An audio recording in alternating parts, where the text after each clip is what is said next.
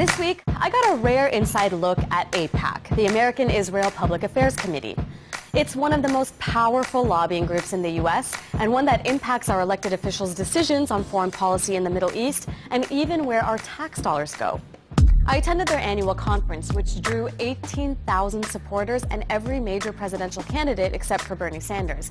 I got to hear pro-Israel messaging that was so strong, facts didn't even seem to matter. What did they say about the occupation? We don't consider it occupation. The glimpse I got of the Aipac machine in action was as fascinating as it was frightening. Here's why. First, the pandering of our presidential candidates was so intense, you'd think they were running for office in Israel. America can't ever be neutral when it comes to Israel's security or survival. America will stand unapologetically with the nation of Israel. I'm a newcomer to politics, but not to backing the Jewish state.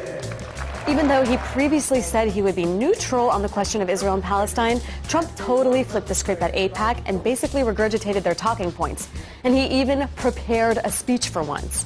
When I become president, the days of treating Israel like a second-class citizen will end on day one.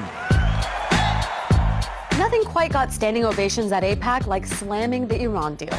This is a deal that Aipac lobbied hard against and spent millions trying to defeat, yet failed.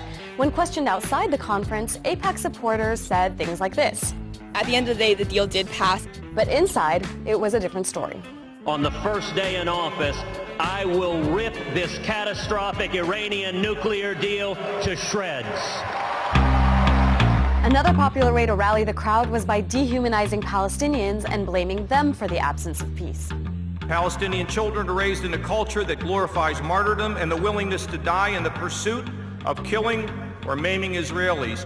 What I didn't hear was basic context, like the fact that Israel has kept more than 4 million Palestinians under a military occupation for decades, or that Israel continues expanding settlements on Palestinian land in violation of international law and long-standing U.S. policy.